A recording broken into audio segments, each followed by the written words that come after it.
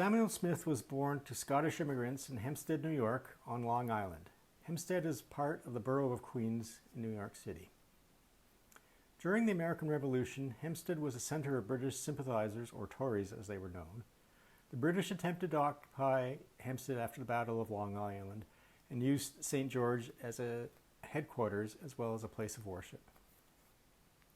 The Queen's Rangers were a loyalist regiment created on Staten Island in 1777. Smith joined the Queen's Rangers, then led by John G. Simcoe, in 1777 and rose to captain by 1780. John Simcoe turned the Queen's Rangers into one of the most successful British regiments in the war. They participated in the Battle of Yorktown and were captured in 1781. The Battle of Yorktown was the final major battle before peace terms were agreed to. The Queen's Rangers fought George Washington and Alexander Hamilton at the Battle of Yorktown. The unit surrendered at Yorktown, and its rank and file were imprisoned at Winchester, Virginia. In 1783, when the war was ended by the Treaty of Paris, the Queen's Rangers, including Sam Smith, left New York for Nova Scotia, where it was disbanded. Smith moved to the UK in 1785 and rejoined the Queen's Rangers Regiment again. At the conclusion of the American Revolution, the Treaty of Paris was signed in 1783. The treaty set out the border between America and Upper Canada. This made the land north of the border more important strategically as the place for loyalists to settle after the war. Between 1783 and 1785, 10,000 loyalists arrived. Upper Canada became important to take loyalists, and land treaties were created in Niagara and the Bay of Quinte in 1784. In 1786, newly arrived Lord Dorchester, Governor-Chief of the British North America, set out to create a capital for Upper Canada.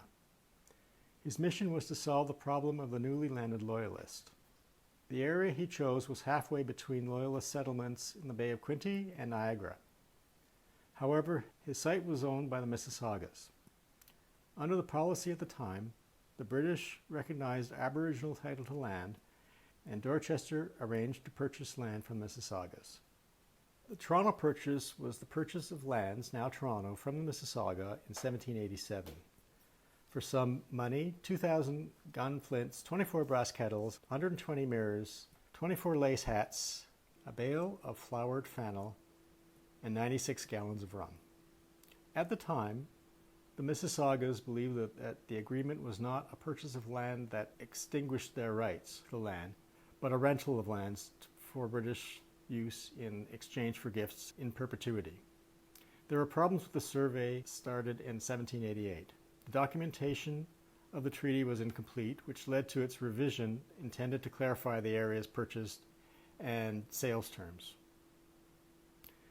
On August 1st, 1805, the Crown purchased 250,000 acres of land for the sum of 10 shillings, while the Mississauga reserved for themselves the right to exclusively fish on Etobicoke Creek. The purchase was for a body of land that would become the county of York, bounded by Lake Ontario to the south, approximately Etobicoke Creek and Highway 27 to the west, approximately beaches at Lake Ontario and Woodbine, and Highway 404 to the east, and approximately south of Side Road 15, Bloomington Road, between Richmond Hill and Newmarket to the north. Starting in 1986, the Mississaugas opened land claim settlement process with the Government of Canada to rectify the grievances over the Toronto Purchase and the smaller plot of land near Burlington Bay. In 2010, Canada agreed to pay $145 million for lands based on the ancient value of the land extrapolated to current dollars. The money was distributed to band government, with each of 1,700 members receiving $20,000, with the rest placed in trust for future generations. 1791 Constitution Act divided Canada into provinces Upper and Lower Canada. The Act divided the province of Quebec into Upper and Lower Canada. The division was effected so that Loyalist American settlers and British immigrants in Upper Canada could have English laws and institution, and French-speaking population in Lower Canada could maintain French civil law and the Catholic religion. The first lieutenant governor was John Graves Simcoe. Upper Canada was settled by English-speaking colonists, loyalists from the 13 colonies, and Six Nation Iroquois loyal to the British during the American Revolution. Following his appointment as Lieutenant Governor of Upper Canada, Simcoe sought to restore the regiment to service the colony, but for a role unlike that of the original Rangers.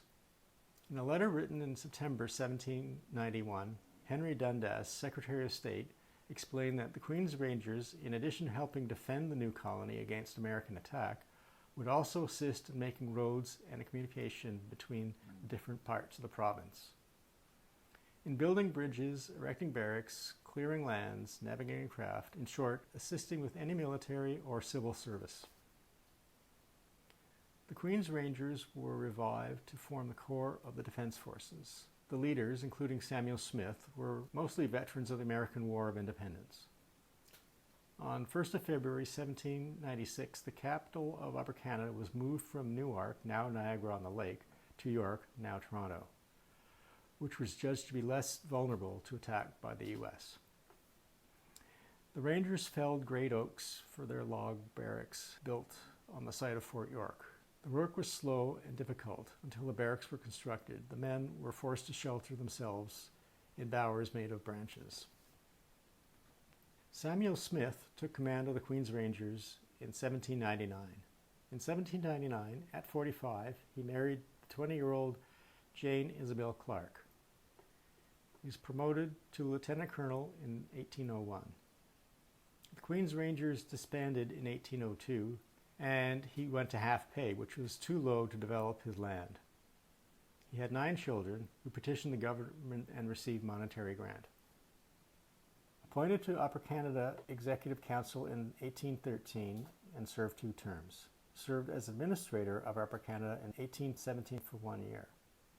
Retired from council in 1823 and died in 1826. Isabel had died a year earlier.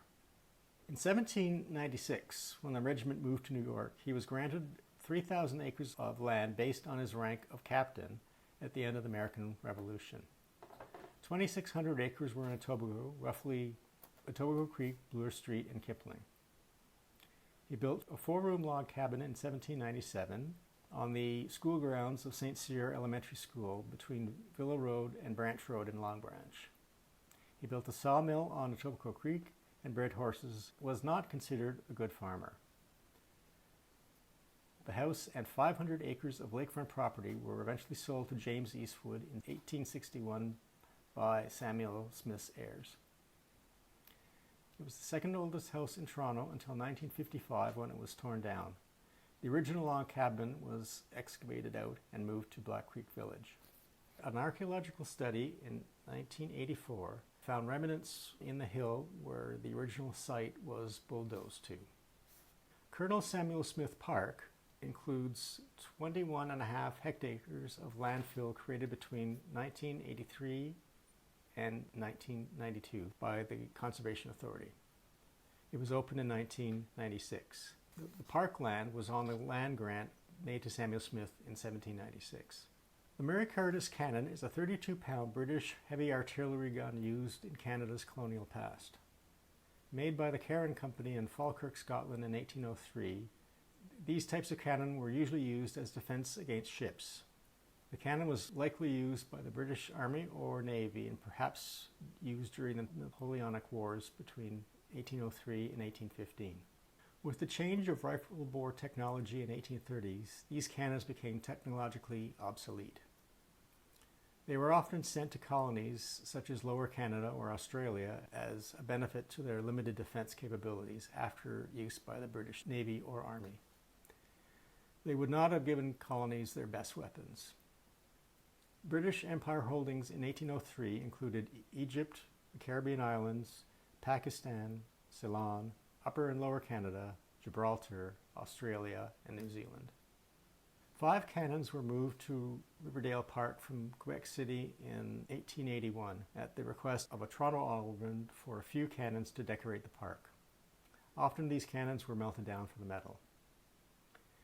The Murray Curtis Cannon was moved from Riverdale Park to Murray Curtis Park in the formation of Murray Curtis Park in 1959.